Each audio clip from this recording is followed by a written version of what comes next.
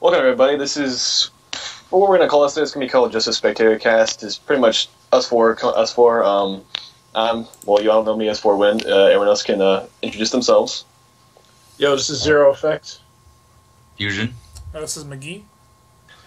And the purpose of this Skype call is to pretty much just talk about, I guess, anything that's happening in the fighting community, anything that's happening mainly in Soul Calibur, and just little things here and there. What we can, what we can just really go on and just tell what we think about it. So, floor is yours, McGee. Okay, cool. Okay, do you guys want to get right into it? Yeah. Alright, so the EVO 2015 lineup was announced this week. There's Guilty Gear XRD, Marvel, Ultra Street Fighter, Smash Brothers Melee, Smash Brothers 4 for the Wii U, Mortal Kombat X, Persona 4 Arena Ultimax, and Tekken 7 on arcade caps. What do you guys think? I'm actually, go ahead. Street Fighter's a must, obviously. That's never going to go away. Killer Instinct's in there, I was kind of surprised. But that was kind of on the decline. Yeah. And obviously, 2 Smash Brothers games. People are some people are upset and some people are happy. Mortal Kombat X and Tekken 7, no one's played that yet. That's pretty cool. I'm looking forward to Tekken 7 myself, because I used to play Tekken. Yeah. I would say Tekken and Mortal Kombat are the ones I'm looking forward to the most as well. Yeah. I'm excited for Tekken, but I question the legitimacy of it being there.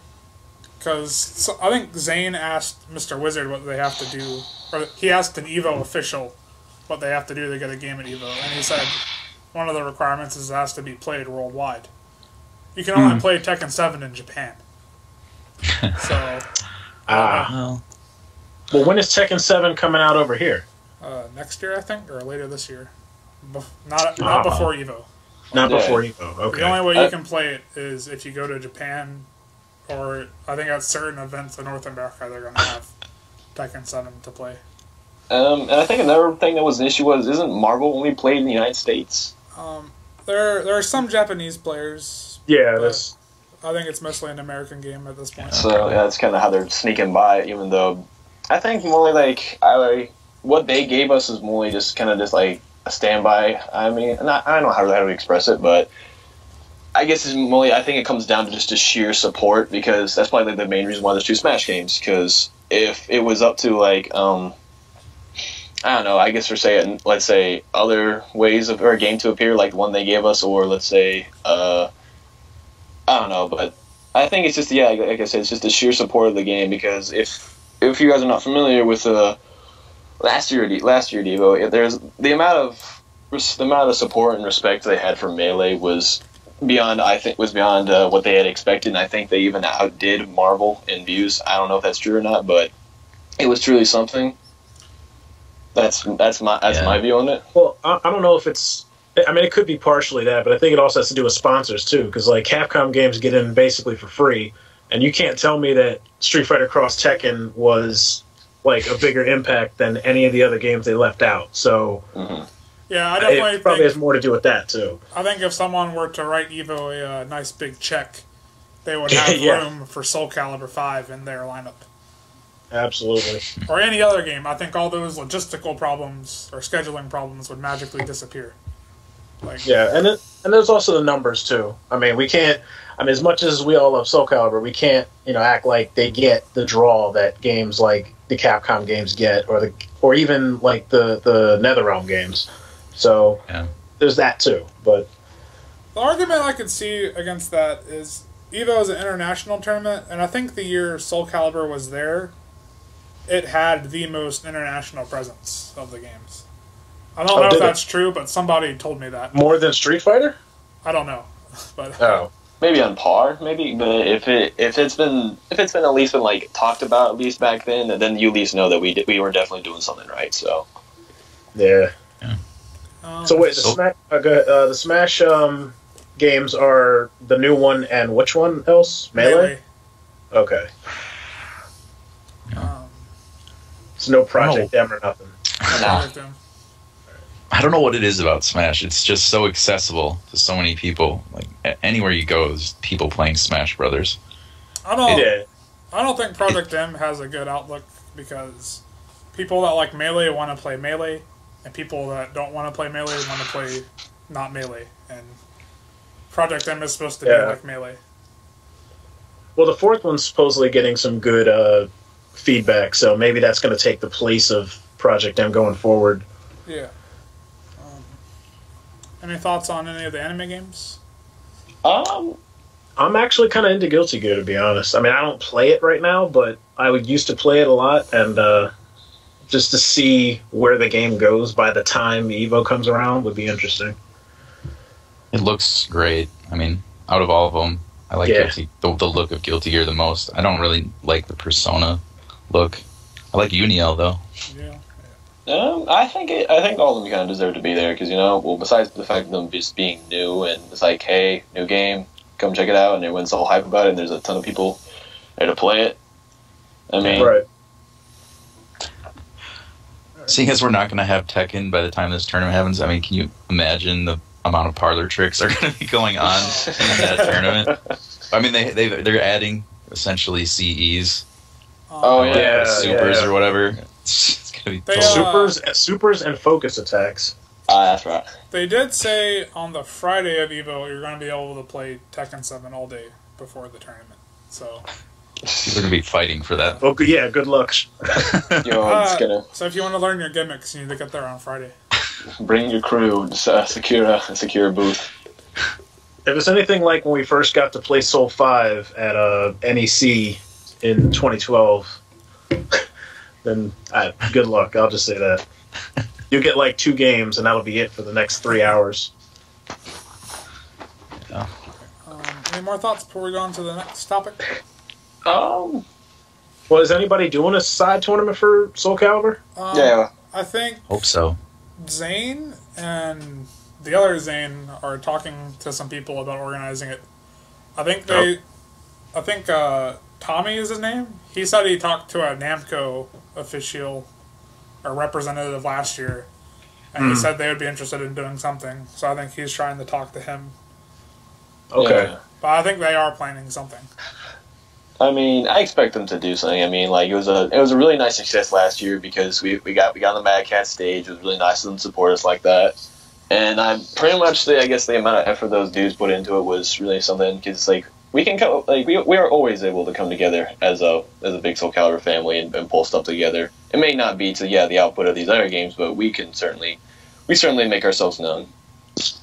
Yeah. Well, I think Evo is an interesting tournament in itself because people that will not play a game all year will play it because it's an Evo.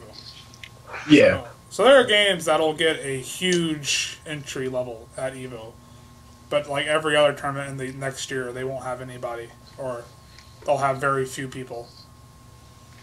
I think that's what happened to what was it, Skullgirls or one of those types of games.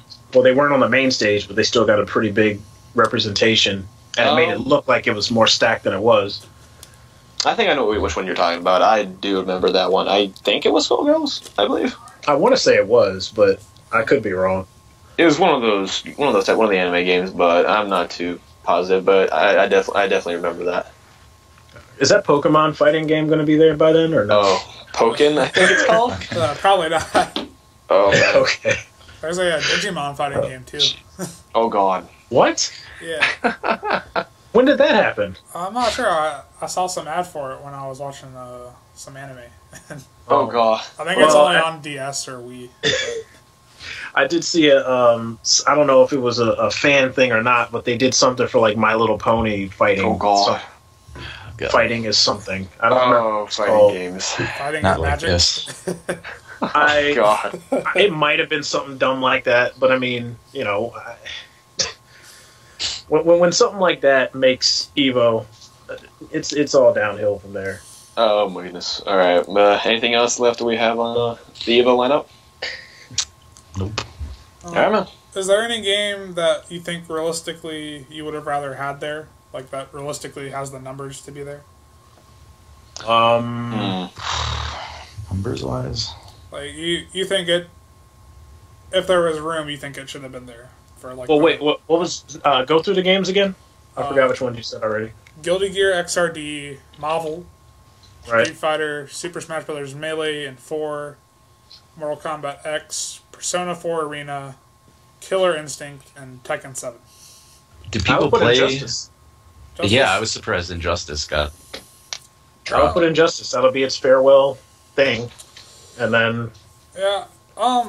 I actually played Injustice for a while until I moved away from Atlanta because that game's netcode is pretty bad.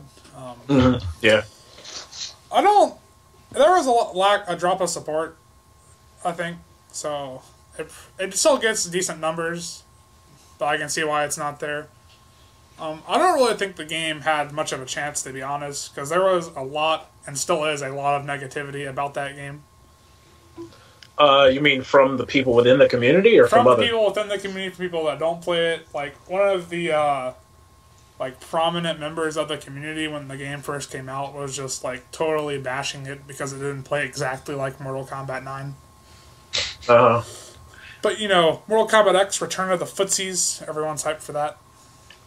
Yeah, I think if they can add some of the things that they did right with Injustice, like being able to spend meter to get people off of you, not having everyone with armor on everything, like if they can add some of that to what they did in Mortal Kombat 9, it could end up being really good. BlazBlue is out, and which is kind of, that surprises me. Wasn't it the last Evo? That was an insane comeback victory. It was the best grand finals right. as far as I can tell. Which game? BlazBlue. Oh, BlazBlue. Yeah. BlazBlue grand final. That was nuts. But I guess they have. I don't know. I guess they can't put that and Guilty Gear, but yeah. I don't know. All right. Do we have any more, or what else we got? Okay, our next topic is Jamie Lee Curtis said that she is going to a fighting game convention with her son. I think most people assume it's EVO, but I think it could also be CEO. Hell yeah, I'll money match her. Oh man, that's gonna be like a line, just the money matcher. Yeah, right. Well, what is the game she's into? Street Fighter. If anything. Street Fighter. She names Cammy. She actually plays. Yeah, I heard about it, and I thought it was mainly just a thing where it's like, well, her son was probably big into games, so let him go and compete. But if she plays, good for her. And I'll make sure to include a link to all this stuff we're talking about in the post. Yeah. Totally. All right, now here's what I'm thinking. What it can do. What this will do. First off, of course, is going to bring a lot of publicity to the game. I guess because people follow Miss Curtis, and they're going to see like, hey, she's going to something that basically not many celebrities will ever do in their lifetime. So it's like good for Street Fighter and just good for the FGC in general. Yeah. I'm more than anything, I hope that her and her son can just enjoy it, and people aren't like running up to her and just like, oh, can you sign this? Like, I just want them to be able to enjoy going to EVO. Just the only thing I would say is don't put her in the same position they put Adam Sessler with commentary. Like, don't do that. Like, if you want to let her do like commentate a match like in pools or something, then just for the publicity, fine. But like when you get to like top 8, like just stick with what works. Yeah. I think it's definitely a good step forward for fighting games. Because I'm sure there was a time when celebrities wouldn't associate with video games at all. Or admit to doing it, at least. Yeah. So. Remember Dave Chappelle played WoW? Did he really? Yeah. That's funny. No one knew his name, though. Probably another thing I want this to come about her presence at either EVO or CEO, depending, probably most likely EVO. But I hope no negativity will come towards them, because we all know, even though it's usually not very likely, there's always that large amount of people who will either get, let's say if let's say they lost to them, like we don't need like a Kowtow Robinson with Justin Wong remake. Okay, now I hear a lot about that, so if you don't mind, what exactly happened with that? All right, here I will tell you about this. Okay, this was a Canadian tournament, I believe. That Partisan, Ellie, and I think even Oof was there. There was a large Canadian tournament, and this is one of the few appearances that Justin Wong made himself saying like, "Hey, I play soulcalibur."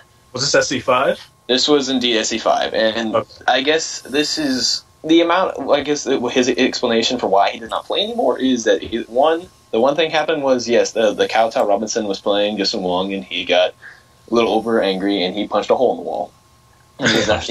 He was asked to leave the venue, and that was that. And then the next issue was basically that I guess he was. I'm surprised this was a reason because, it was stupid, but I guess it did made him at least a little uncomfortable. But as when Ellie just guarded, I believe 66B Bravage from Kira, he punished the CE and he popped off in a way that I guess insulted him, or it didn't seem like appropriate or anything like that. Well, you would think that, I don't know what he did, but you would think that pop-offs by now, especially for Justin, they're used to that, you would think. So it must have been something more personal than that, but I suppose. I believe it. I believe it only because I know that guy got banned from Jaxel's place when he used to run tournaments at his house for doing similar things. So Justin got banned? No. Kowtow. Oh, Kowtow. All right. What, for popping off? For rage. For raging. So who punched? Okay, so it was Kowtow who punched the hole in the wall. Oh, okay. Yeah, that's where I was a little confused too. I can't picture Justin Wong doing that, but I also can't picture Justin Wong winning a match of Soulcalibur. I think he played it a little bit when it first came out, but I did see him play once, and he was just doing one AA with Kira. I was like, well, that's cute. Justin. The one time I saw Justin play, he won. He beat I think it was Tim Bibulus, maybe. And he wasn't playing Pyrrha though. He was playing Shiva. Oh, yeah. So it could have been. I don't know. Maybe maybe he didn't win that match or not. But I remember them playing, and so I think he was at Winter Brawl, the very first one for SC5 as well. So I don't know how far he went in that, but clearly not his game. Yeah. But yes, back to Jamie Lee Curtis. But yeah, just not experiencing any of that type of sort. Just having a good time and just, I guess, was liking the game, liking the community. But yeah. Just come on, guys. Like for all those people, just come on, guys. Don't do anything stupid. Don't do anything stupid. Well, the people that are there don't do anything stupid. You know, somebody in the chat's going to be stupid. Chat's going to be insane. Chat's going to be all your stream monsters will come out. Yeah. I wonder if, people who followed Jamie Lee Curtis for whatever reason will actually join the chat, get their first exposure of the chat answer. Man. Yeah, and then make fun of everyone who comes on stage. This guy's fat. Exactly.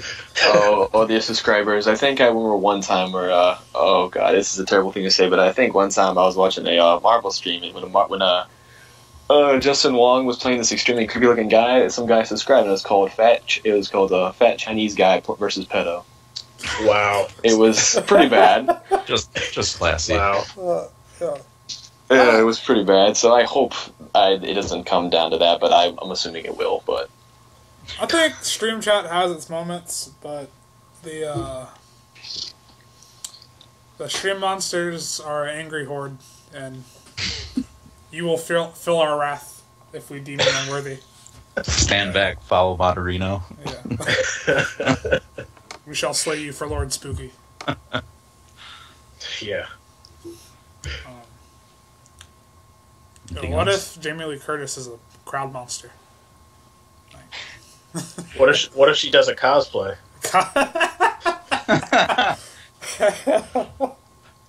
What if someone cosplays as Jamie Lee Curtis, playing against Jamie Lee Curtis? That would be amazing. That would be Troll of the Year. Yeah.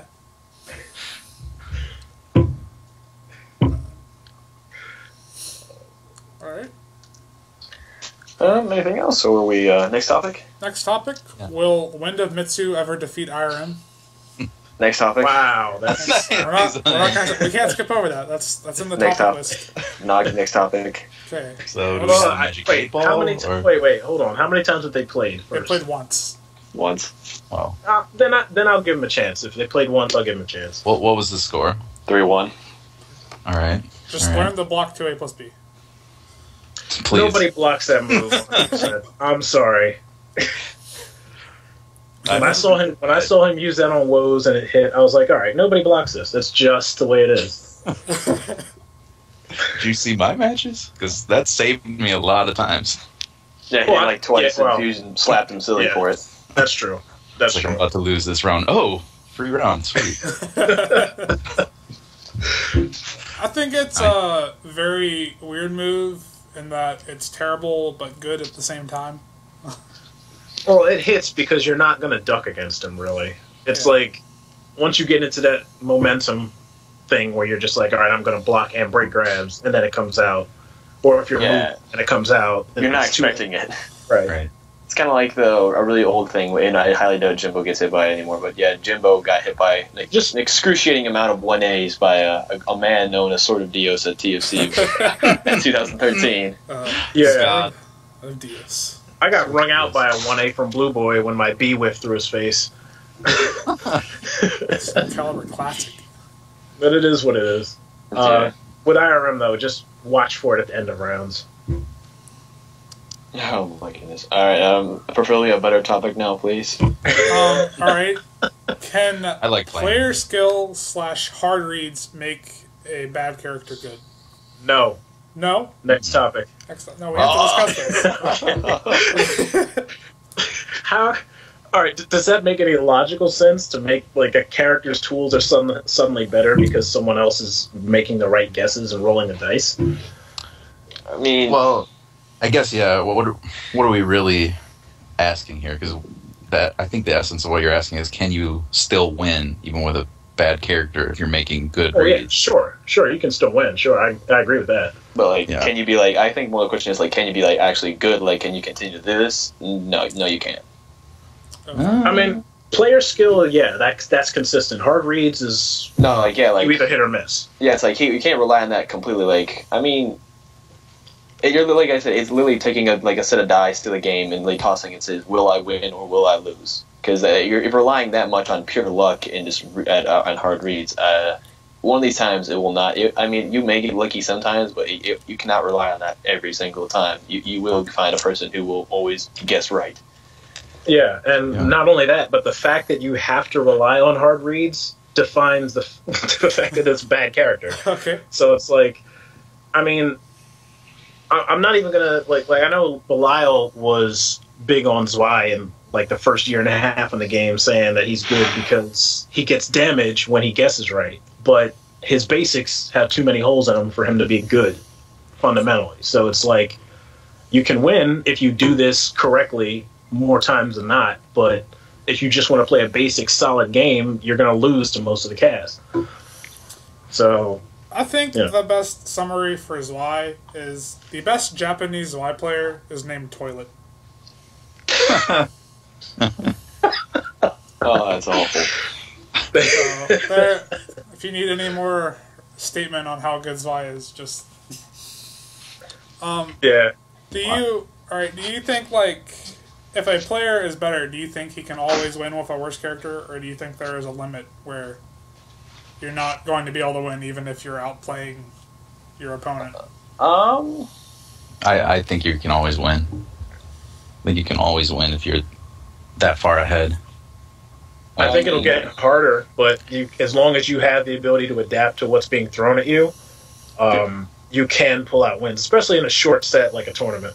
Yeah, I mean, yeah, like I said, like if like you're heavy in skill and your character lacks, I mean, like I can give some great examples. Like I mean, look at P-Dubs. He plays Shiba. Like Shiba's not extremely high tier, not top tier. He's about like good mid. Like he makes him extremely viable, and he goes out and he wins. He makes Shiba broke. Exactly. I mean, like he made top 8 at NEC. He won Summer Jam. And I mean, yeah, I guess you can say like some people can argue whole hard reads and all that whatnot, but no, he he made viability of his character, and he won. So Okay. Yeah. But I will say, going off of that though, I remember in Soul Calibur 4 Nationals where the Korean player Kura played Talon and got to second, I believe. I think he's one of the. He lost. That is one of the best Pound. matches I've ever seen. Even to this day, that match against Thuggish Pound was one of the best I've ever seen. In my opinion, Kura pretty much won. It's just he had the tiniest little seesaw stage for the final match. Which actually helps Talon. Yeah. But the thing was, when that was over, there were a lot of people who previously said that Talon was like bottom 3 in the game were now saying she's mid-tier at worst. And from one tournament performance, I don't think you can make that call. Like, just in general.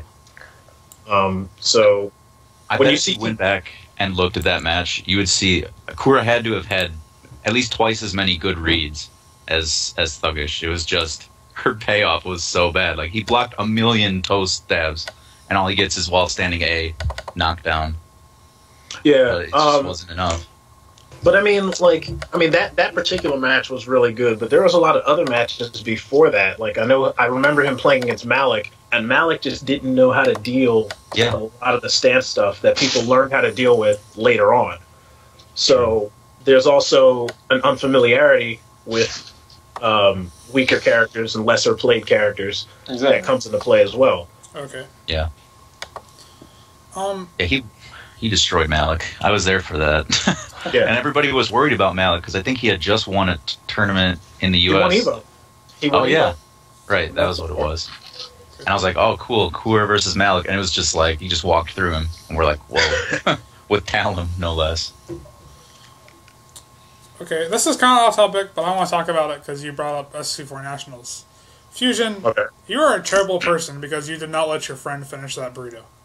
Wait. What did I do?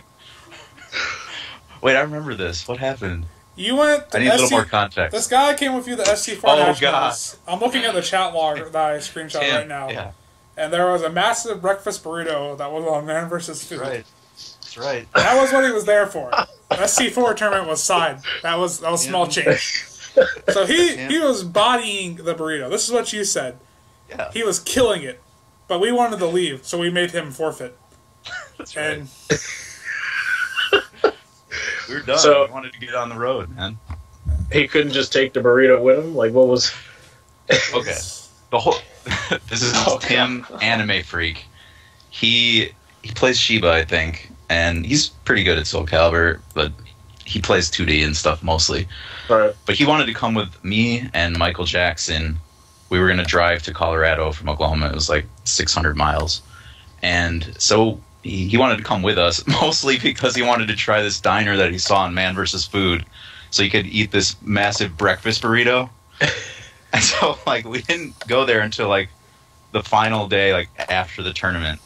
And, yeah, he was doing pretty good on it, I've got to say. It was pretty disgusting. There was a lot of, like, egg and cheese. It just looked, like, really painful. It's full plate. And I think you had to finish it in a certain amount of time. Probably an hour or 3 minutes. Yeah. Gotcha. All right. And so, like, he was still doing good. We're like, man, we don't want to wait a whole hour. Let's just go. And he's like, really? I'm like, yeah, let's get out of here. And so we went back. And, like, most of the ride, I think, he was like, I could have done it, guys. I really could have done it. Oh, my God. Like, maybe next time. Yeah, next year sometime. Yeah, next year. Wow. I don't know. He's cool. He wasn't mad about it. We always... Well, Cool C is mad for him, so... I'm mad for him. The burrito never finished. Burrito saved that burrito's life. God damn.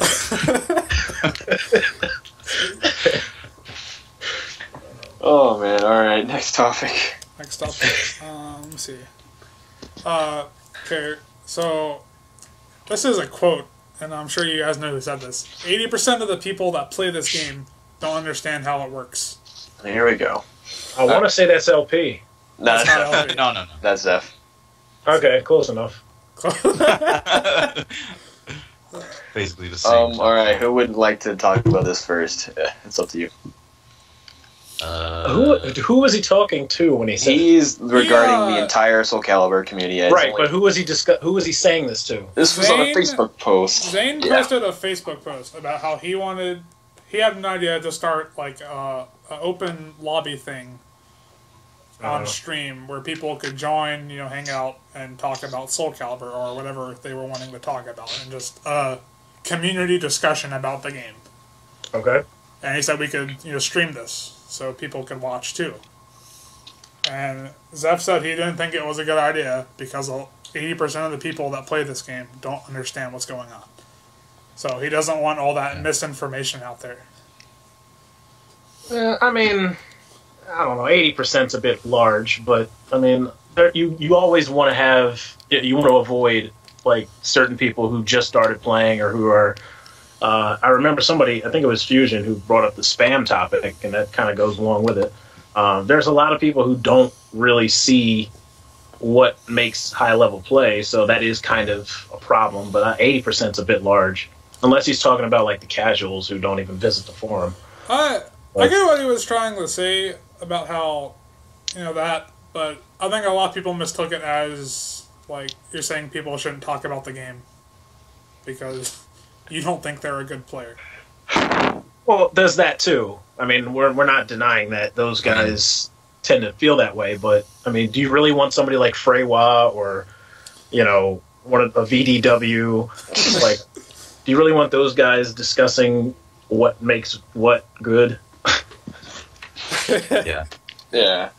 Alright, here, I'll give my whole entire thing about this. So, when I followed this Facebook post and I saw what Zane put, Zane asked him and says, why don't you just do it yourself? He says, I already do. I have they have like a secret thing with like Squad and some other dudes, and they talk about Calibur. I'm like, and he says he would want something more like that to get publicity. I'm like, I understand what you want. Like, it's great. It's nice to have basically like with your friends, they basically talk about like who are all, I guess I would say, older veterans of the game. They know what they're talking about and all that. But the thing is, like, not everyone's going to play like you guys. Not everyone is like you. You guys are, yes, I can say in this case, you guys are special. You guys have understood this game for such a long time. That's why people want to hear other voices, because the meta of this game is interesting. It evolves in many ways that we cannot even begin to understand. Like, even wonky things like French Shiba, even greater things like the invasion of Greek Calibur on the NEC. But the thing is, like, you can have both. That's where I said, like, damn, like, come on, this is a community. Like, you have to let them do what they want to do. Like, it's the way you want to take. Like, they can do what they want. They can have certain people. Like, it's what you take from it. Like, yeah, some information may come here and there, but that's where you come in is you correct it. Like, you have the ability to do this, and that's why I said, like, just let them do what they need to do. And I mean, like, what you need to do. It's like, right. As a community, you need to have acceptance. That's one of the biggest things I find. Because, like I said, you'll find every single person, from me to you to Vile Deathwave to even the best people in this game. So it's like you just gotta let it happen once in a way. Well, there's also I think there's a lot of stubborn people in general, but specifically in the community, just based on the fact that the way one person understands the game doesn't mean that that's exactly how the game is. Like, your philosophy might be different from mine. Mine might be different from LP's or Zeph's. But it's whatever works for us. And somebody that's learning might not be able to apply what Zeph says or apply what LP says. They might listen to me, or they might listen to you, or they might... Hell, you can even learn from guys like VDW if you're looking to learn stuff. But it's just... You got to keep an open mind about it. You can't just close it off and say my way of playing the game is the right way, and anything that disagrees with it is scrubby or wrong. You know. Yeah. Yeah, exactly. Yeah, like I don't think anything bad will come from the community talking about the game. Yeah. No, I mean, it can't, unless people get into arguments that never get settled. Well, true. And whether or not it's 80% or what, I mean, if we're talking about the whole everybody who owns a copy of Soul Calibur, it's probably higher than 80%. I mean, most people have just no idea what they're doing. Right. And even people who pretty much know what they're doing I don't know, still have bad habits, I guess, including myself. But I can kind of understand. Everybody has some habits. Everybody. Yeah, I can kind of understand where he's coming from, though. I mean, in a position that Zeph's in, where he basically beats everybody that he comes against, people maybe don't listen to him sometimes, or it reminds me of kind of like when I first started playing, we had a guy around here who plays Tekken. You guys might know him as Mateo. Yes. That guy I watched him put in so much energy into just Soul Calibur, Tekken, our whole like local scene. He's kind of abrasive about it. Like, he'll just tell you what you're doing's wrong. Do it this way. People are like, well, I kind of like this. And I mean, it just goes on. It's like, no, what you're doing is literally wrong. That move is terrible. It's useless. And you're losing because you keep doing it. And after years of that, you see people with just that will not change, not because they're slow learners, but because they just refuse to do what's correct. That can get really tiring. And I can see that kind of thing where Zeph maybe just doesn't. We have enough problem with, like you say, stubborn people that don't listen. I remember I posted up something, and like Alex Salagia or something, he's like, yeah, I played Aeon in ranked mode once or twice. I got a pretty good handle on it now. And we're like, really? Okay, are you sure? He's like, yeah, I do 3B and 66K. I'm good to go. It's like, no. 668 grab? That's how you play it, right? So, yeah. So I can kind of see, like, it can get frustrating dealing with people that don't listen to what's correct sometimes. Yeah. I mean, like I said, it's stubbornness either way. Yeah. All right.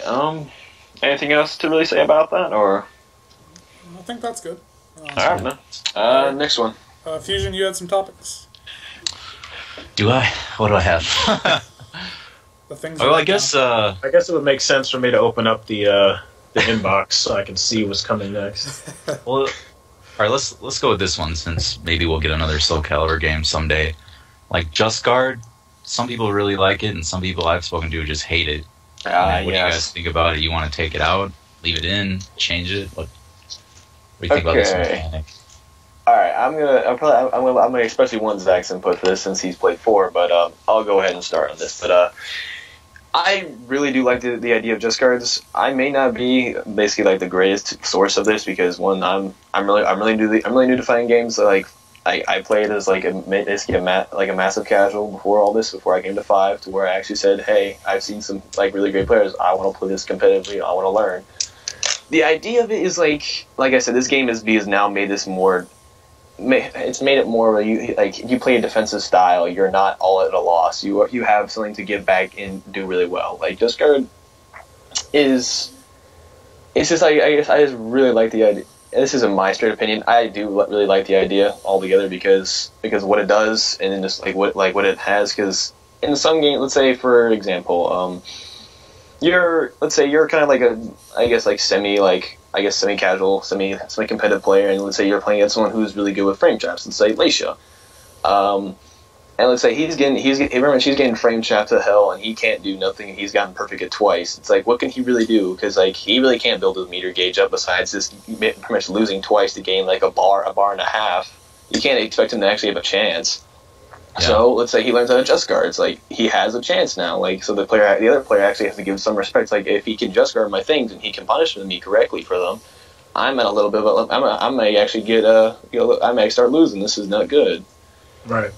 So and then I'm gonna hand this to you, Zach, because you've come from a game where you've come from a game where there's no such thing as Just Guard to now there is. So let me hear your opinion about it. Yeah. Well, I mean, technically everyone's brand new to Just Guard with this game, but in Soul Calibur 4, the biggest issue with a lot of characters, specifically Ivy, is zoning.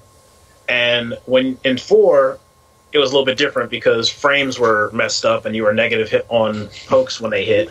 But in general, when you have a character that can constantly be kept out, Just Guard really helps closing the distance in that situation. I also like it in terms of being able to use it offensively, where, like you mentioned, Leisha with the frame traps, there are ways to beat those frame traps, but now it opens up the possibility for Just Guard. So Just Guard as a mechanic, I really like. But I think it's a little too strong, and it needs to be fixed if they keep it in Soul Calibur 6. I mean, I've said this time and time again, but I don't believe you should ever be able to just guard in situations where you can't regular guard. So if you whiff a GI, you shouldn't be able to just guard. If you tech into a tech trap, you shouldn't be able to just guard. Things like that just make it overpowering, and then suddenly you're getting comebacks off of guaranteed combos that would be guaranteed in other games. Yeah.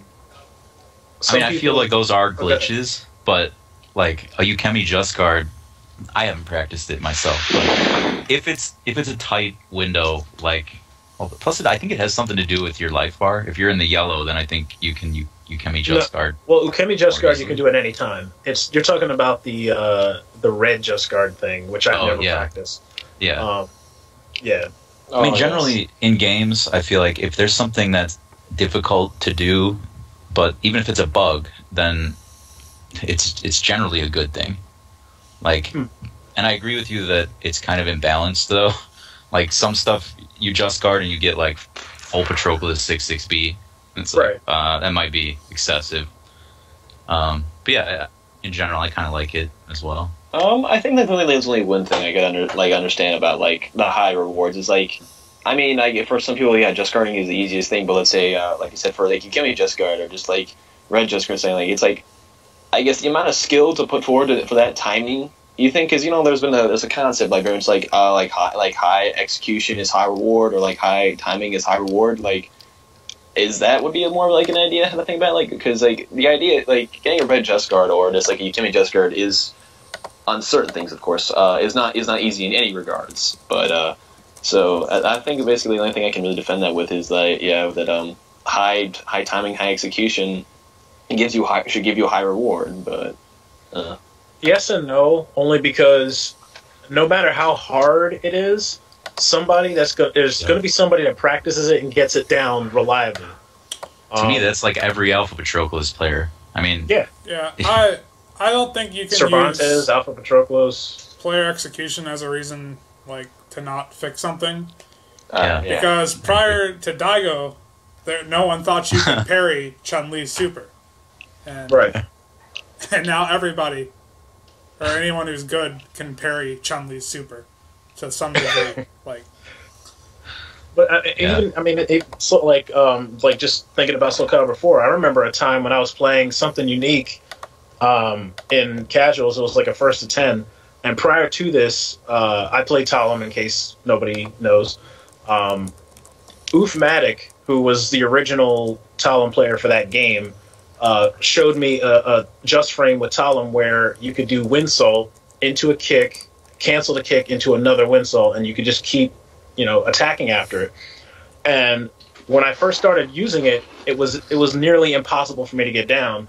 But by the time I played something unique, I had it pretty much 90% of the time, and I was using it in setups, and he didn't know what was going on, because I would do a move, he'd block it, I would jump behind him, and then kick him in the back of the head, and he couldn't punish me for it. And it was just like, he's just like, why did you keep jumping over me? What is this?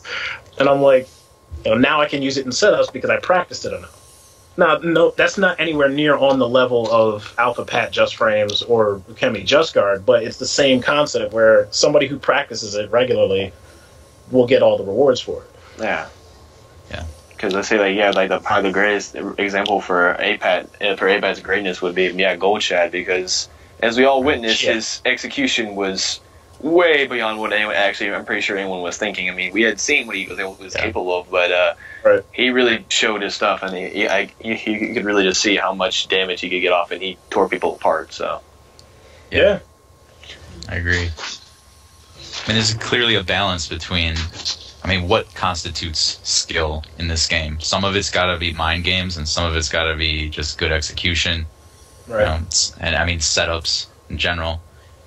At the heart of it, there's, as far as the mind games and the setups go, it's really just a guessing game based on past experience. Like, whatever cues or tells or whatever you want to call it that you picked up about the other person will help influence what you think they're going to do next. That should always be part of the game, in my opinion. But you get some of these characters that if if you have a high enough skill execution, you don't have to play much of that game anymore. You just keep throwing, safe or high reward moves at them. You don't have to guess very much. That kind of takes away from the game a lot. Yeah. There's one more thing that I was thinking about with Just Guard. I have always, even in Soul Calibur 4, since that was my first Soul Calibur game, I hated the idea behind GI. Like, I understood how to use it and all that, but I hated the fact that if I did what I was supposed to do, I time my parry with your attack, I'm getting at best a roll of the dice. I always hated that concept. Now, it could just be me. I'm not saying it was bad for the series, but I hated it. But now Just Guard, if I can get that and I can time it and I get free damage off of it, that makes me feel like I'm rewarded for even bothering to do this in the first place. Yeah. So, Yeah, I like it. And I kind of like the way they have it now where if you have enough meter, you can just guard CE. So there's no way out of that except if they obviously just guard and then re-GI and then just guard that little bug. I mean, stuff like that I think they should take out. If you're going to spend 1.5 meter, at least get damage. Yeah. And GI costs meter because of the just guard system, so removing it would mean having to change other things too. Right. There's other little glitches like Astaroth CE or whatever you can... I don't remember the input, but you can sidestep the throw. With certain characters, you can do... Does that still work? Yeah, it works with I thought that was patched out. Baldo No, I think it still works. Okay. Yeah, you have to... Yeah. Should probably Ivy's too? I don't know. Well, there was another glitch with that where certain characters could tech crouch on like the first couple of frames and get past the CE on reaction. No, I don't mean that one. There's something like you do 22G or G22, G22. Right. During the animation, if you do 3 sidesteps, I think like with Valdo, you do 8-8 sidestep. Okay. And if you do it 3 times, you'll during the animation, you'll step around Astaroth. So. Wow. Yeah. So that nullifies the CE. Valdo? No, it's regular Valdo. There are some videos of it, and because backturn Valdo has a cheap ass step. The Valdo. Yeah. The Valdo form. I'll look for those and I'll post them in the thread too for this. Yeah. Yeah, I really like Just Guard. I don't know how legitimate of a problem this is, but I think the only problem I have with it is that at a certain point, if you're a certain player skill when you're playing against other people and you can't Just Guard, then, or you can't Just Guard as well, you're at a huge disadvantage just because... Not really. I mean, as long as you know how to get past Just Guard, then that's really all you need to concern yourself with, I think. Past it in what way? Like, if you know your opponent Just Guards really well, or Just Guards at a specific timing, Just Guard loses to certain things. It loses to lows, loses to grabs, slow moves. So, it depends on... Like, if you know you're getting Just Guarded a lot, it's up to you as the opponent to say, all right, how do I stop him from getting comfortable doing this, even if I can't do it myself? True. I mean, you definitely have to adapt to it, but at the same time, I think one of the best ways people use Just Guard, and I'd say this is the way I think hurts people the most that don't do it, is you can use it as a shield in certain situations. Like, you go a little bit negative, then you just tap Just Guard. You cover whatever window for 8 frames, right? And then that protects you from like launchers or whatever. And then you force them to do like low kicks or throws more often, and it just limits your moveset a lot. Whereas I think most of the people that do, just like average players that actually Just Guard, they only Just Guard out of obvious brave edges or strings like Purist 66B. I mean, that's just a necessity, but. I'll even go a step further. Like, what I've learned recently, I guess by recently, like the last couple of months, I start to use Just Guard more on slower stuff. So, like, if I'm a little bit negative, I'll just block the faster stuff and wait for the person to throw out that big, like, Pura 4-4A or, something that's, like, slow and movement catching and try to use it there. Yeah. I mean, it's still a really good, but that's what I mean. Like, as long as you have those options, the more options you have to be able to stay in the game and be able to come back from large deficits, that really helps. Not only the balance, but just it helps to keep the game exciting. Yeah. Uh-huh. But, like, if you see the way Zephyrkai does it, I mean, it's really hard to retaliate against him coming at you. And he gets insane payoff for, you try AA. I mean, if you try AA, you get full 236B stab because he's going to duck the second A. Right. Yeah, I do just, that too. It's so insane that it totally shapes your playstyle and like the matchup in general. Having this mechanic where I can't use my moves most of the time, and it also makes you more frozen, which he's really great about figuring out when you're just going to stand there. Right. So I don't know. Just Guard is a huge tool. Oh yeah, absolutely. All right. But I mean, with that, like, is there any, is there anything that you would change out? I mean, whether Just Guard makes it in or not, like, is there anything else you would want to change for SC6? The biggest problem I have with Soul Calibur is that I would like them to fix, and I think it's always been a Soul Calibur problem, is the stuff like where your moves just randomly go through people's faces, where you'll wake up attack in the wrong direction, like right. Just right. Or like sometimes for whatever reason combos will just not work. Like yeah. I think another one would be I think sometimes the Mitsu where basically I think of a certain knockdown, and when you're trying to run at him, the whole camera angle will change, and then you'll be running away. Yeah, that's right. Yeah. That happened. Me and Wen were playing, and I knocked him down, and I just started running the other way. Like, there was a match where Win played John Nitty. It was on stream, and he was running backwards like every time he got a knockdown. I'm like looking at it like that's like Dan's backdash like that. And I'm just like commentating the match like, what is going on? Is this like is this something I don't know about? That was a silly match. But I don't know about that kind of stuff. That's like an error in programming. But as far as whiffing, that is not the easiest thing in the world to fix, just because like the way the different character models, how they stand, how they step, all that stuff comes into play too. Like I mentioned this in the one thread that was started. Like Leisha and Natsu, for example, when they sidestep, they jump. So during certain frames, if you 2A her, she'll go right over it, and it won't hit her, and she can get whatever sidestep punish she was going for in the first place. And that's just because she's jumping. It's not the game's fault. It's just the model is off the ground, so it doesn't register that there's anything to hit.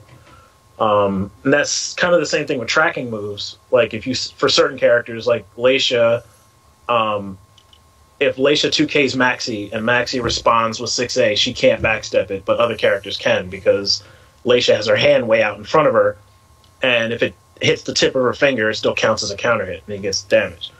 So it's a weird thing with... I mean, they would have to make the characters all the same to reduce that completely, but I'm sure there's ways around it, but I imagine that's a nightmare for like the programmers to try and figure out. Yeah, and all in all, it seems pretty stable. I mean, most of the matches I play, I don't see too much crazy stuff going on, but it does happen occasionally. Like Natsu's 6-6B, I think she goes over one angle sometimes, so stuff flies, verticals will pass by her sometimes. Right. Patroclus' 3B has ridiculous properties sometimes. It's super tech crouches under stuff. Yeah. And that's another thing. Like, depending on the animation of the move, like if the character leans to the side, that's the same as a sidestep in most cases. Yeah. So if Pyrrha does 60 Brave Edge on me, and I block the first hit, and I do Leisha's full crouch 3B, it'll beat the second part all the time because she just leans to the side. Yeah. So stuff like that, it just, that's just the way they animated the moves. So there's not really much you can do. But I think that kind of stuff is part of the game. What I don't like is stuff like Siegfried whiffing like 3Bs and stuff, like when you're standing there, or 668s. Yeah. That kind of stuff is weird. Okay. Okay. Anything else? Or I think that I think what I would like to see is, since they already kind of started it in 5, is kind of like how DOA has this multiple tiered stages. Instead of it just changing between rounds, like if you get ring outs, it would give you like certain stages would just give you like damage or combos or something. Yeah, I don't really like that, but no. Maybe it's because I don't really understand how DOA works, but it just seems like a lot of damage for no reason. Well, I'm not saying it has to be like that kind of damage, but just the effect of like going from one stage to the other. Yeah. Okay. True. Alright. Well, it's just an idea, you know. Yeah, totally. So next topic, probably. Other stuff I have. I mean, yeah. We either want to go over. I don't know if we have time for a video, or if we were going to do that, but you have 2 more topics we could talk about, or 3 actually. 2 or 3, depending. How about just, bad habits, I guess, in general, or what do you think would help people out the most? So I have some ideas. I see, repeated mistakes. The biggest bad habit I see in this game that a lot of mid-level players have is when someone whiffs the grab, they like to try the grab. Yes, I agree. Wait, what? If somebody, if you duck a grab, a lot of people will try to grab you back. I see. Yeah. And I think a lot of people just need to practice getting the guaranteed damage from a grab whiff instead of trying to re-grab or. Yeah. To be honest, I do it sometimes, but I think it's less of a practice issue and more of knowing that what you're doing is going to counter a specific action. Like, some people will duck just because they don't think a mid's coming, and then they're surprised when it's not a low, so it's like, all right, now what? What my punish changes depending on... unless you're pure and you get stabs off everything. Right. But your max damage punish will change if you block a low versus a throw. So when I see that, sometimes it's like, all right, I ducked the throw kind of on reaction. I wasn't ready for it, and now I know they're going to block my next punish, so I'll grab them to counter the block. It's not the smartest thing, I understand that, but I'll always get, a rising punish if I'm ready for a throw to come out, then I'll get the most damage. But that's just something that I got to work on, but I don't think that's so much like a training mode or a practice mode thing. It's a mental thing. Okay. Yeah, I suppose. But I still think, like Leisha, for example, you could do 6KK against low kicks, right? Yeah. So I feel like you should already be ready to do... I think you should always be ready to do an attack to... Like, kind of buffer, like, what, like, your immediate kind of idea of what your punishment will be, in a way, I guess? Yeah. Right. I think people duck sometimes without any idea of what their follow-up's going to be if they guess correctly. And that, I think, is something they need to practice. Like, don't even bother ducking unless you're ready to do the next thing that you have to. Right. They just... I don't know, they kind of twitch. Same with throwing out. Like, I had trouble for a little while with Patroclus 1B, because I was so used to, this move will get blocked or whatever, then what's my follow-up going to be? And then when it would hit people, they're like, oh yeah, I got to do 6/6 A plus B or something, and they get too late. Mm. And so you finally just got to get in your head, like, look, I'm going to do this move, and you have to do... You really got to look for what happens. Did it get blocked or hit? It's pretty important. You're going to give up so much damage if you fail that combo. Basically, whenever you throw out a move, expect it to hit. Right. And then if it doesn't, then react accordingly. Yeah. Take that. You always got to take a risk. Fighting games is all pretty much about risk and reward and other concepts. But we always got to go with your gut and go for it. And then again, like, it's for some cases that when like your immediate punish is also not so good as let's say if I tried to punish a throw with a 236B with Mitsu. And it fails. Let's say I'm playing against a peer, and he has excellent reactions. He'll stab me for it. So, that's probably like the only fear of it. But it's better. I won't say like it's better that you try than basically do nothing at all. Right. I think so too. Okay. Yeah. What else do people do? The GI game is kind of interesting. So, like, I don't think people mix it up sometimes. They guess right, they put a GI in the right location, and then they are either used to players GIing right back right away, so they do delay their attack instead of, like maybe they're facing somebody who just stands there. You really got to change your style then. You have to GI and launch right away. Yeah. Right. I mean that's it. Yeah. I mean, I guess like this is for me. For my idea of GI is like this. I just kind of use it as a huge tie, like I said, well, it's the idea of it, but a huge tide turner instead of more of just immediate damage. I immediately go into Mitsu 226B hold, so pretty much I just make sure I put the things in my advantage where basically like, I can get maybe some distance, or I can begin to put my pressure on them. Where right. it isn't, the GI allows just so many ideas, but like I said, quick damage, setups, or generally anything, because the idea of the GI I think is really neat, but also, like I've said before, I think Zach says, like, it can be also really annoying. It can just really, like, I don't know exactly what I'm trying to say, but it leaves it to its really strange state where it's like you like I think Zach said, like if you've taken the time to like do something like I guess let's say relatively hard, and like it's like, oh, I should get immediate payoff, but no, he GIs, so it's like, all right, well that sucks. So and you really can't do much about it because it's the idea of GI. So yeah, I mean in those situations, like I completely agree with what Fusion's saying. Like, you always got to be ready to mix things up if you see that what you're doing before isn't working. But I tend to add a third layer to that where I'll do a slow move, and that way it not only trains them to not GI, but most of the time it'll train them to block. So if I know they're going to block, just do something that really hurts their guard gauge, and that way it's kind of a win-win.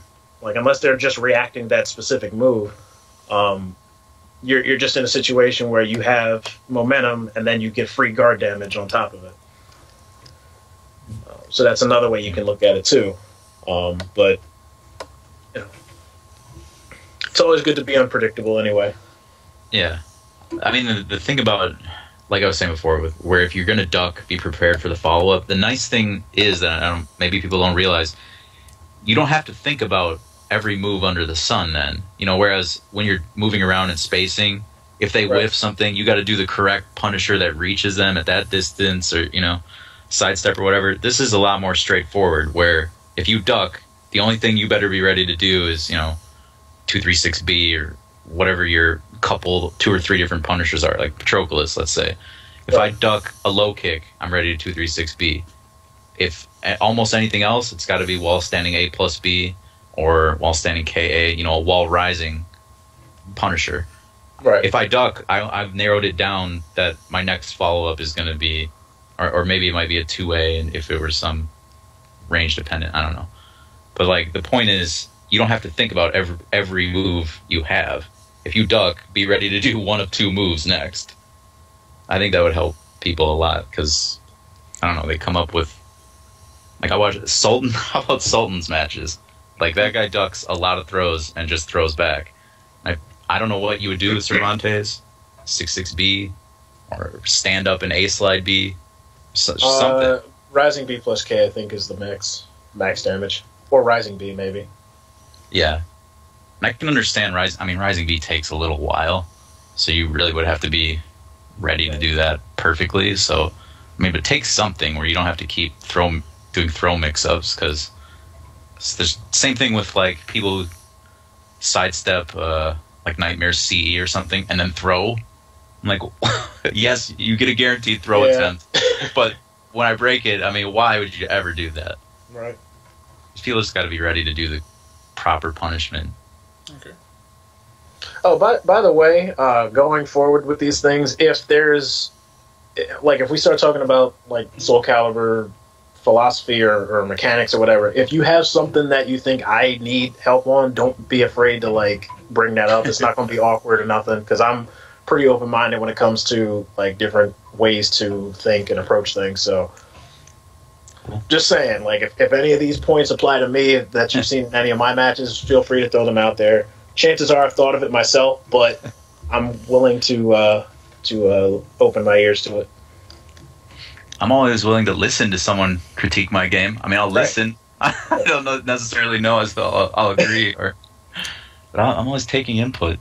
The most aggravating for me when people critique my game is When I was playing Injustice actively, people would commentate my games, and they'd be like, "Oh, he needs to do more command throws." But I would have just gotten blown up like 5 times for doing command throw on knockdown. Yeah. Yeah. Yeah. But the one time I don't do command throw, it would have worked. So they're like, "Oh, he needs to do more command throws." I think like one of the funniest things probably much about me and Punishes, but like with like what you said with Nightmare is like, you know how people said that will sometimes throw, because I have 2 funny cases about that. I think one is Nightmare actually it recovers in crouch, so when you throw, you miss completely and you look like an idiot. And then the other one is, I think, a really sad, like, you know, basically always having your immediate punish was, I think, this is like a while ago, but I think Lord Savior, a Nightmare main, I was playing in a team like a team tournament or something like that. But his immediate punish was 3B CE with Nightmare. Where it's like you gotta remember what you're doing, because it pretty much. Oh, you mean he just did 3B and then like muscle memory told him to do CE after 3B? Yep. And he just did. Okay. Gotcha. It's like you gotta remember who you're playing, what you're doing, and that happened last night with on stream with Assassin and Hubs. 1K into CE. No, not that. Hubs was playing Nightmare and he blocked Assassin's SEO CE and he responded with Nightmare CE. Oh, because normally he would punish CE with CE, but he's Nightmare. I was waiting for that Nightmare CE to hit him too, like just hit him without blocking it, just hit him. Oh. But that happens. Yeah, and probably one last thing I'd probably say is like much like with a wall rising punishment. This is where I wish for my poor Mitsu that wall rising A was a tad bit faster. It does punish throws, but not sometimes, not always. What punishes throws? Wall rising A is like his little like kind of like where he like sweeps out a little bit with the A. You probably you've probably seen Jay use it a gajillion times. Yeah. Well, Mitsu basically punishes the way Pyrrha punishes in that situation, doesn't he? 6B. He does not punish as heavy. Like pretty much all his things are I-16. You can't punish certain lows. So. Well, I mean, like if you duck a throw though. Like, throw. 236B is probably his best thing, where he gets he can also brave edge it for the knockdown too, which makes it really good. Yeah, there you go. Which makes it wish I had a little more tad bit better reactions to always do that. Yeah. Or I'll usually just wall raising A because it's just a wall raising move, easier to just to mash out, and I just kind of like it. I kind of like the game afterwards, because either I'll do 236 B hold, because sometimes people just will stand there, or I'll just I'll just go into a whole new mind game. But that reminds me of like my first. Was that it? Yeah, that was it. Okay. That reminds me of when I first started playing Leisha, since I was so used to playing Talim in 4. Talim's best, like her quick rising punish was rising B, and Leisha's is horribly unsafe. So it took me a while to stop just hitting the B button as soon as I ducked a grab, like on reaction. It's like, all right, I got to just remember that if I think a grab's coming, like Fuzion was saying, like have my throw punish ready, as opposed to just reacting with my bread and butter from Soul Calibur 4. I remember, like, and in another way, people should kind of commit to their decision a little bit more. I think, like, people just twitching up and down, they don't really know what's coming. Well, just make a decision. Right. Like, I remember I used to watch some of the Korean like Tekken players, and one of the weirdest things I would watch them do is they would just like walk up to the opponent and just duck, just sit there ducked. And I'm like, what are they doing? And sometimes they were like baiting you to do a mid so they could stand up for it, but other times they would just stand there and wait, and eventually the person would do the low. Right. I was like, wow, okay, so in their mind, I've got a read on this guy. Whatever he thinks he's doing, we both know he's going to do a low. So I don't know, in a way, you just got to gauge the time it takes, I think, between attacks. For some people, that's kind of a tell. Like, if they get up on you and walk around a little bit and then throw, we'll see if they do that the next time or often. And that they're just trying to get you to come off of your read, in a way. You know what I mean? Like, if you're ducked and they're just waiting for you to get up so they can throw you or something, just commit to what you think's going to happen. I think that's part of the reason people don't throw punish correctly, because they didn't even know they were going to duck something. They're just bobbing up and down. They're like, oh, I didn't know what happened. I guess I ducked something. Right. It's like, well, yeah. Kind of important, I think, to have a good handle on what you're doing. Yeah, it'll make you more consistent, if nothing else. Yeah. All right. Anything else on this? I can think of one other bad habit, which I don't really know if this would classify as a bad habit, maybe more of a thinking problem. But especially you, Wind, you need to stop thinking, and people need to stop thinking that someone is going to play smart when they have done nothing but prove you they are going to play dumb. Like, I am 100% guilty of this. I am too. I've seen this happen a lot. Like, when they have pressed a button at -18 for the last, 6 matches, they're probably going to do it the seventh match. If they don't respect you, they don't respect you. You've got to make them respect you. Yeah. Oh my god. Well, go ahead. No, you can go ahead. There's another part to that is don't be afraid to use gimmicks before it's been proven that they can react to them and deal with them correctly. Don't be afraid to throw out dumb stuff of your own to see, especially if it's the first round or first couple of rounds in a tournament set, see what their response is. Yeah. Because that might be very telling later on. And I had to learn that the hard way when I played Sonic Fox at I think it was Summer Jam, the first Summer Jam. And he beat me in tournament. I think it was 3-1 or 3-2. We played casuals after that, and I beat him 5-1 with just Laisha, crazy lows and cancels and stuff. And I'm like, you mean to tell me I could have just did this during the tournament and not played super solid and cautious? I could have just went balls to the wall and did all these crazy gimmicks, and he would have been beaten that bad. And that, right. So. Yeah, I totally agree. I mean, you really got to test. I mean, don't make it harder on yourself. Even though a lot of people know how to play just a solid game, that does take away damage if you could have just easily done Mitsurugi's 1A or something, right. and you make them, and it does another thing that I don't think people always realize. I like to hit people with trash stuff like that, mostly because I think now they're going to be worried about it, or in their mind they're like, oh, there's no way I'm going to get hit by that again. I'm going to make sure I don't get hit by that again. And it's right. I'd rather have them thinking about that than anything else. So you hit them with that, it does a lot of kind of mental damage where just make them think you don't know what you're doing so that they've got the total wrong impression of how the next couple rounds are going to go. That helps a lot. Yeah. Yeah.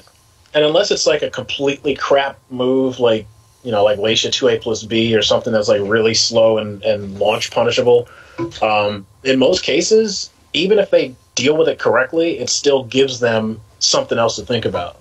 Right. So that might come into play again, game 3, game 4, they might be on autopilot with certain things. Yeah.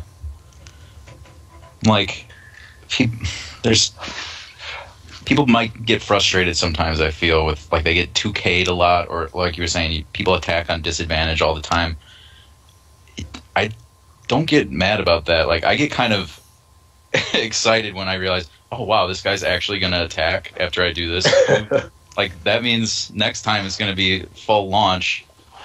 It's just another way for you to get damage when I see them do that. The hard part is when people mix it up, right? People who just spam at negative all the time, it's well, this is about to get really easy. Yeah. All right. I guess one more topic, and then we'll probably call it. I've only been doing this for an hour, so we still have some time. When are we trying to? An hour to 2 hours. So. Okay. I'm probably gonna get out. I'm probably gonna get off here in 5. Because, don't be a party pooper. I'm sorry, man. I gotta. 2 hours might be a little long for most people's. Yeah, attention. so might as well that's why I said you want to wrap it up with one more. So we'll do one more topic, and then we'll. All right. Okay. All right. So. Any ideas? What do you guys want to talk about? Last topic. How about sacrificing higher damage for better set? Do you like to do that, and how much damage are you willing to give up? I want to go ahead. Actually, you want to go ahead, McGee? Go ahead. I think this is very much an adaptation thing, because I think you need to be able to gauge whether or not your setups are working. Right. Yeah. against the player you're playing, you need to be able to tell if, this setup is working against this person. Because if it's not, you just need to go for the damage. And that's what that first game is for. You need to fill out what your opponent is going to do. How they're going, if they know these setups, if they know how to react. That sort of thing. I want to say, it's a really good idea. It's a more of adaptation because I will sometimes see Hawkeye do that a lot, where basically he will end some of his combos and try to end from, say, a ring out, a wall combo, because he'll do A6 after some natural Nasu combos, and I'm like, hey, that's not too bad of an idea because he's not getting destroyed for what he's throwing out. He's just going for will my opponent actually duck if he sees this, or will he just be standing blocking, which is most people's cases because they're it's like, hey, I'm in a combo.